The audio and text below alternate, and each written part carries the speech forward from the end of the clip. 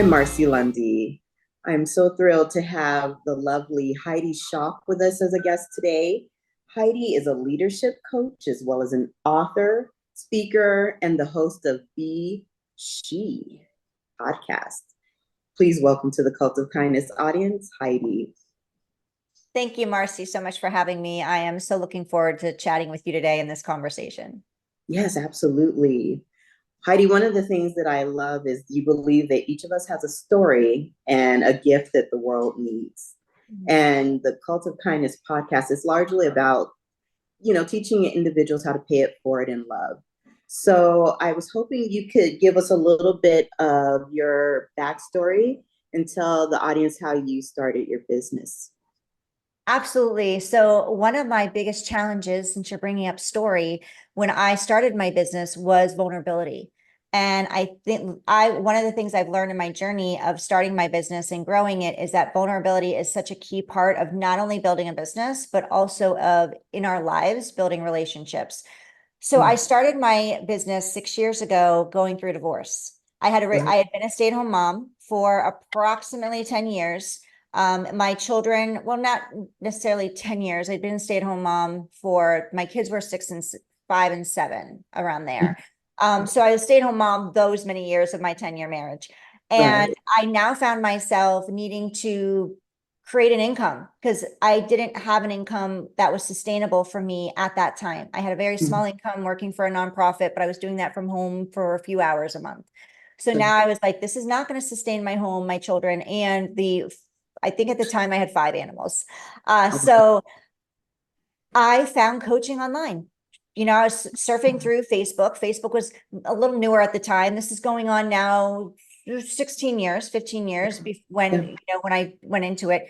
So it's well, no, I I'm sorry, 6 years ago. So, but when I started Facebook, it was not long before that. And the social media was still kind of new. So I surfed through there and I wasn't very visible on Facebook. I was not one person that liked to be out there posting. That wasn't, Okay. I didn't like to take selfies, didn't like to take pictures, didn't like to put that stuff out there. But I Right. was like, oh, online coaching, everybody, they all make it look so easy. This can't be challenging at all, right? Mhm. Wrong. Right. First of all, wrong. Second of all, I was like, this is how I get to be home with my kids. Because the one thing I knew is I had a really strong why, Marcy, and that Right. was I wanted to be home with my kids. Up until this point, I had always been home with them. I had picked them up from school. I had taken them to school.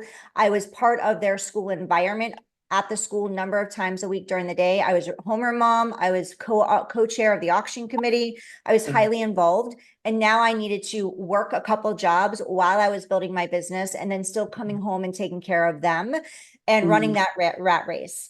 So that's how I started my business. And I'm not going to dive into all of it because you asked how I started. But that's how I started it.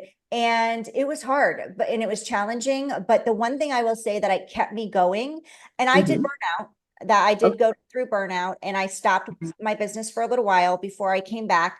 Once I knew I had learned how to navigate that and not let that happen again. But the Right. one thing that kept me going and brought me back to my business was being very clear on my why. And when I talk to people about getting clear with their why, I go, what is it? It gets to tug on your heartstrings. You get to feel a pang in your heart. You actually get to get emotional. So what is Right. that why that makes you cry? And for me, it was to be home with my kids. Oh, wow. That's so much. How are you able to see even what you wanted to do while going through so many things? I got to get deep. And many times we're like, why do we want to do something? For many entrepreneurs, why do we want to start a business? We want to make money. And I hear that all the time. That's like the number one answer. I want to make money. And I say, that's great and Yeah. awesome. And Yeah. why do you want to make money? Well, because Right. I want to pay my bills. Okay, well, why do you want to pay your bills? Because I want to be debt free. Well, why do you Mm. want to be debt free? Because I want to live a more comfortable life. Well, why do you want to be like when you have to go deep, and sometimes it's 5 questions, sometimes it's 55 questions to get Right. to what that deep core root is. And for Mhm. me, I wanted to make money. I wanted to be debt free. I wanted Yeah. to be able to put food on the table. But is that going to really, I mean, putting food on the table will make me cry. But is that really what's driving me? What really drove me was I wanted to keep my life at my kids' life as much as consistent as possible, because there were changes happening with the divorce that I couldn't control, right? Right. We were not going to be living in the same household. They were going to be going back and forth to some degree. That I couldn't control with those circumstances, but I could control me being home with them, and me still being able to drop them off at school, me still being able to pick them up, me still being able to be home for dinner, and me still being able to take them to their activities and be there for them. And that's what really lit me up. And that's what made me cry at the thought of not being able to do that with them. Oh, wow. That's good. Uh, I thought that we could talk a little bit about the importance of self-care. So you've got your game plan, you've got to go forward. You have your babies that you want to make sure are okay. How did you take care of yourself amongst all of that? I didn't, to be Oh, wow. honest. That's what That's led to burnout. That's what led to my burnout, is because I yeah. was working the 2 jobs, building the business, being there for my kids, taking them to all their things, and rinsing and repeat, falling over at night, getting up early in the morning and rinsing and repeating that every day. Wow. And I realized one day that my children were getting the worst of me. My why that was driving me really wasn't benefiting them, because they were getting the worst parts of me at the end of the day. They were getting the exhausted versions of me, the tired Yeah. version of me, and trying so hard to make the money in order to keep up this Yeah. goal of what I had. So I Yeah. actually had to take a step back. I stopped my business. I kept the 2 jobs, and I refocused on what was important. I got things organized in my life, and then I Mhm. brought the business back, and I actually went all in on my business. I'm not saying that's right for everybody, because I do Yeah. think some people need to make sure they have that income as they're building. But that was what I needed to do under the circumstances. And one thing I realized, Marcy, that was missing and why I burnt out, is because I did not implement self-care. Mhm. So I learned the hard way, unfortunately, which is why I love that you do this podcast and you share this with women, because I think Yeah. it's so important. If I had known the importance of that faster, I wouldn't have had burnout, and I probably would have Yeah. moved forward faster. So self-care is now a non-negotiable. And Yeah. I wake up every morning before the kids get up, and I know this schedule doesn't mean it doesn't work for everybody. And I'm not a believer in a morning routine. I'm here, Right. like, I put my stake in the ground that I'm not a morning routine believer. It just, that's what works for me in this moment of my life, in this season. When I'm older and I'm an empty nester, that routine may become an evening routine or an afternoon Right. routine. I don't know. Yeah. But right now it's my morning routine. I get up and I make my cup of coffee. One of my dogs comes out and lays with me. It's our ritual. And I write out my gratitude, my Yeah. gratitude, and I write out my future gratitude, which is different than what most people do. So I let it flow. I don't have any stipulations on what that looks like. It could be 3 Okay. things I'm grateful for. It could be 73 things. But it always starts with current, which is always leads with my children. And then it Right. flows into future gratitude. But the future gratitude, how I write it, is I write it as if it's already happened. And Marcy, by doing that, miracles have happened in my life that I never thought what I was capable of having Right. actually showed up in my life, because I wrote it as if it already had occurred. So my brain, the universe, God didn't know the difference. It just opened Mm. those doors for me to receive it. So it's just one piece of one piece of self-care that I do. Well, I love that you said that you didn't have it together, because that's the realness and the honesty I think that people have to get to. Even if you're trying, a lot of the times the reality is you're not doing it. And so thank you for just being frank, that I think that helps a lot of people feel better. Absolutely. That's what you meant. You started this off with your story. Yeah. And I was extremely scared to get vulnerable, because I was going through divorce. I'm like, I can't put that out there. I can't let his family's on social. My family's on social. Like, I don't want it to come across negative. So I hid for so long. I kept my story quiet. Yeah. And now that once I've embraced it, and I was like, you know what?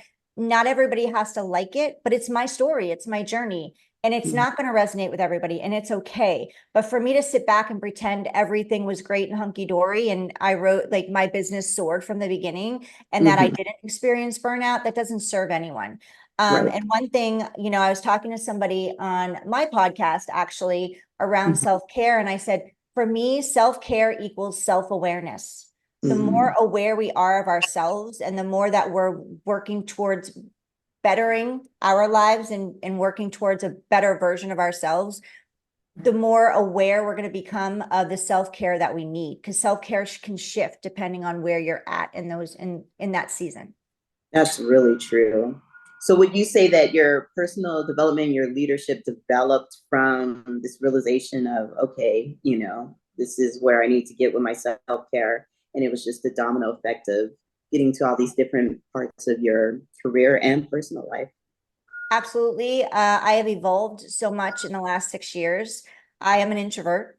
So I am not somebody that just puts myself out there at all. When I first started my business, I had a fear of being seen and heard, which is ironic because, as you mentioned, the name of my podcast, Be She, it stands for be seen, be heard, be empowered.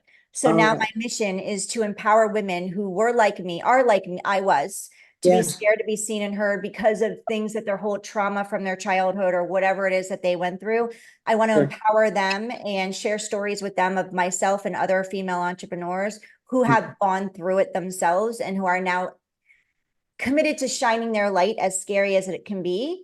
Yes. So other women can step into that and shine their light, because we need everybody. And I have a motto called "We're better together." And that for me, that looks like, Marcy, if you need something, come to me. I will do everything I can to raise you up and support you and get you whatever you need. And that includes clients, whatever that looks like. I'm not in competition with anyone. I believe no matter what we're doing, other leadership coaches, business strategy coaches, podcast hosts, like there's plenty out there for all of us. I now live in an abundant state. And where before, when I was starting my business, it was a scarcity state. It was, I need to make the money. I need to do this. I need to do this. And I was always worried about competing. And I was always worried about what other people were doing and how come I wasn't moving as fast as they were. And then I realized, wait a minute, this is my journey. And once I stepped into that responsibility, is like, I get to be responsible for where I am now, because every step I've taken up to this point brought me here. And I don't get to say that in a way of looking at it and feeling bad about myself or criticizing myself. I just get to say, okay, do I love where I am? Not necessarily. Am I grateful for the journey? Yes, because if I didn't go on some pieces of that journey, I wouldn't have my children. Absolutely. If I didn't go on some pieces of that journey, I wouldn't have my business right now. I wouldn't be doing what I'm doing in my life and in the world. And I'm actually very proud of it and excited about it. And I want more women to say loudly, I'm proud of myself. Yes, I did this, and I get to celebrate me, and I get to share with you that I get to celebrate me, right? Because the more that we can have other women doing that, the more that the world's going to change. It's going to shift, and it's going to shift for the better. And I don't know if I just went on a tangent there because I got excited. No, I loved it. It was perfect. So the Cult of Kindness is really focusing on self-kindness this season. When I started out, I just wanted to make sure that everyone was aware of the power of kindness. But then it was like, well, there's some people who want to be kind, but it's not going to be as easy as it is for others. So can you give your personal thoughts behind the limiting beliefs of, wanting to be perfect? Because, they're like, well, I'm not sure I can be as kind as I want to be, or I don't think that I can get to this pinnacle of my career because basically I'm talking myself out of it. How does, a person get past that?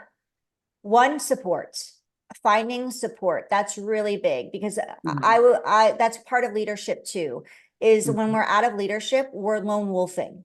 That means you're out of leadership. There's no reason to be lone wolfing.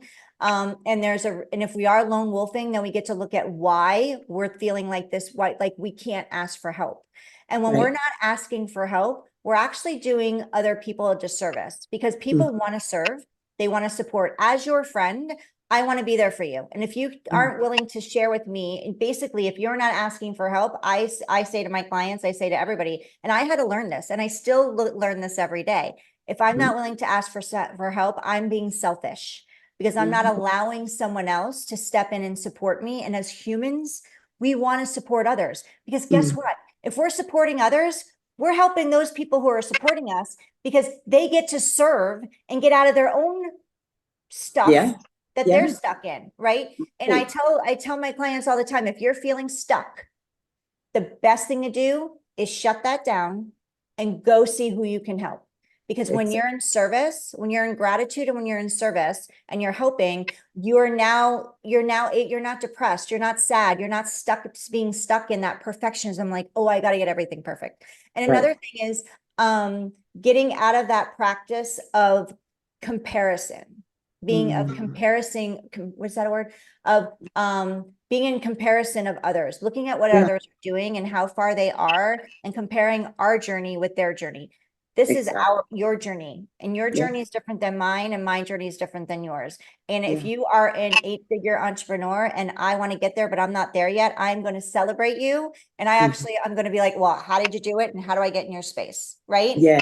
Just going, oh, and negatively talking, because we can do that too. We can make up excuses of why that's bad, that they're there, how they got there. Right. Yes.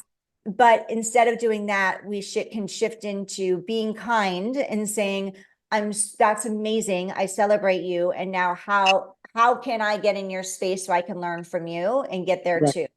And kindness with other people starts, and I love that you do this, that podcast, because I think it's so important, especially when it starts with ourselves, with self-care. Being kind to ourselves gives us the capacity and the space to be kind to others. Like I shared with you at the beginning, when I was in burnout and I was running the rat race, my children were getting the worst of me because I wasn't kind to myself. So if I'm not kind to myself, and I'm not saying I was a bad mom, I'm a good mom, a great mom, but I was tired, and that's not me showing up at my best for them, how I wanted to show up. So by me being kind to myself and saying to them when we get home in the afternoon, there's many times I'll be like, babe, hey guys, I'm going to go lay down for 20 and then I'll come back out. We'll do dinner. We'll do the things. And I just need that 20-minute break, even though I just got them from school. I've been going all day, right? They've been going all day. It's actually a good reprieve from them too. Oh, mommy, needs a break. We get a break. So I'm like, I need 20, I go lay down, and then we start the rest of the night, whatever that looks like. So being kind to others starts with being kind to yourself. Being kind to your business starts with being kind to yourself. Exactly. Yeah. It's like, if you don't take that beat, and especially with our business, if we don't take that moment to step away, everything is just going to be completely off. We have to realize, okay, yeah, we don't want to step away, but we need to. And it's okay. Right. And taking a step back, actually, most of the time will propel you forward faster. In January, I went away by myself for 2 days to a little houseboat on the water. And I just got away and unplugged, and I needed to do some crying, and I needed to do some reading, and I needed to do that stuff. It was the beginning of the year, and it was able to open up the clarity for me of what comes next and where I want to go. And it also helps with messaging in your business and in opening up to your stories. And it also creates new stories for you to share in your business. And absolutely. Thank you. How would you go about things differently if you could do it all again? I did a podcast episode on this, the 7 things I would do differently if I started over. Yeah. The main thing is that, what is the number one thing? You know what? I would do it messy. I would do it messy. I wouldn't, and I would push myself through the fear. I would find support to push myself through the fear faster, because being scared of being seen and heard and being scared of getting vulnerable held me back for a long time. And had I not held myself back in that way, maybe I wouldn't have gone through burnout, because I would have fell forward faster. Right. Okay. And I would have been able to inspire more women faster by sharing my story and my journey. But I was so scared of what others would think. I was so scared of being seen and heard. So when I first joined a coaching program, and I joined it right out of the gate, mentorship is super key too. Like that is a must when you're starting. And I know it's scary for people. They're like, well, I don't have the funds. That is the one thing that you should do immediately inside of your business, is find mentorship, because they can get you the income faster so that you can start building your team around you. Even if it's just a VA for 5 hours. Just having someone there for 5 hours a week gives you the opportunity for you to practice, either take some self-care and do what you need to do, and also load off those items in your business that you don't need to be doing. But when I started my business, I was in a coaching program, and this woman, she was in the program too, and she was crushing it. And I wasn't, because I was not showing up. I was scared to go on camera. So she called me forward and she said, I have a challenge for you. Will you accept it? And I said, sure. What could it be? Well, I'm thinking, what can this be? Right. She goes, I want you to go live in the group. And I immediately, Oh, Marcy, I started sweating. My sure. throat closed, my chest got tight, my stomach turned. And I was like, and she goes, well, you said you accept a challenge Mhm. and I want to support you, but I'm on the other side of the pond. She was in England. And she Wow. said, and it's after midnight here. So Yeah. I literally jumped on, tears were already flowing. And she did Oh, give me my wow. topic. She said, your topic is my breakdown to my breakthrough. Because she knew I was going to break down Ooh. tremendously. And this is part of leadership. Every breakthrough starts with a breakdown. So anytime you're Mm. having a breakdown, and I'm going on a little side note, every time you have a breakdown for your listeners, it's a moment we have two choices. We can either Yeah. dwell in it or we Yeah. can celebrate it and say, thank you for this breakdown because I know my breakthrough is on the other side of this. Now, how do Yes. I get through this? So Yes. I went live and I bawled my eyes out to where I immediately went puffy. Marcy, no woman wants to look like All that on right. I look like that on camera. So I tell people whenever you have fear, just think of what I did because Mhm. it'll never be at worse than what mine was. Like, not to say your fear is not worse, but you'll Sure. never look as bad as I did. It was horrific. My eyes were puffy. I didn't have a tissue, so I was like running everywhere, trying to Sure. hold up, like take off the water off Oh, my yeah. face. And I got through it, and then I hit the end button, and a migraine was coming on. And Oh, she wrote me in the DM. She said, great job. Now I have another challenge for you. And I said, oh, oh, will you accept it? And I said, sure, it can't be as bad as that. And she yeah. said, I want you to go live 5 more days in a row. I Oh said, my God. good night. And I went to bed. I went to bed with my migraine. And then I woke up the next morning and the support that I had inside that Facebook group was amazing. They Wow. were like, thank you so much for showing up vulnerably. And vulnerability was my biggest challenge. I mean, it still makes me nervous thinking about that word, but I mean, I've overcome a lot of it. But I don't think Right. the fear never fully goes away. It's just a matter Right. of how you navigate through it and you get stronger each time you do it. Yes. I had so many people supporting me saying, thank you for showing up so vulnerably. Thank you for Yeah. being so raw. You've inspired me to go live. It was my biggest fear. You've inspired me to now take a step out of my comfort zone today. Mm. One of the coaches inside the program actually did an impromptu training that day around my live stream and Oh around my vulnerability. goodness. So Wow. that's where I share. You never know. We're not here to change the world, Marcy. You're not here to change the world. We can't, right? Right. You're here to inspire one person in this moment. And if you can Yes. inspire one person today and it changes their life for the better, that's all Yeah. we're here for. That's all I'm here for. So my biggest thing would be find support faster and not lone wolf it. That would be my number one thing I would do differently because Yeah. having that support pushed me to get out of my comfort zone. It Sure. pushed me to get vulnerable. It pushed me to move through my fear. And that can come in many different ways. It could come through mentorship. It could come through a Facebook group. It could come through a podcast you're listening to. It could Right. come through a friend or a family member. It just, when I always get nervous when I say friend or family member, only Mhm. because depending on your goals and what you're looking to do, if you're going to get support from a friend or family member, make sure that they're going to take a stand for you and be in their leadership, which means they're Right. not going to let you slide. If you are Right. committed to walking or exercising so many days a week with this person, they're not Right. going to let you sleep in because, oh, I want to sleep in today. Right. So Yes. I always like end it with that because I'm like, I just want to make sure when you find her, don't let yourself take the easy way out when you find support. Yes. Oh, Heidi, that is so powerful. I totally understand what you're saying. I push myself as well.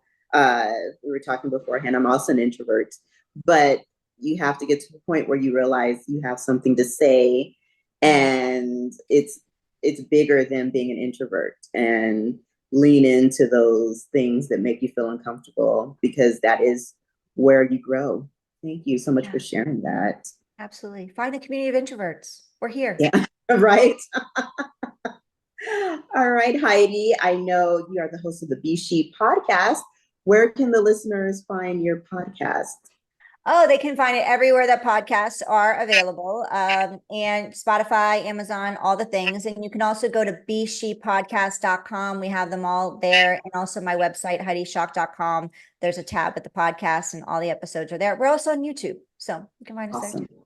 Yeah. Yes. Well, Heidi, thank you very much. I really feel it's important to empower women. Thank you for your story. Thank you for being a voice as well as an example to others. Thank you, Marcy, so much for having me. I've so much enjoyed our conversation. You're stunning, by the way. Oh, And you too. I just appreciate all you're doing and keep shining your light because you shine bright.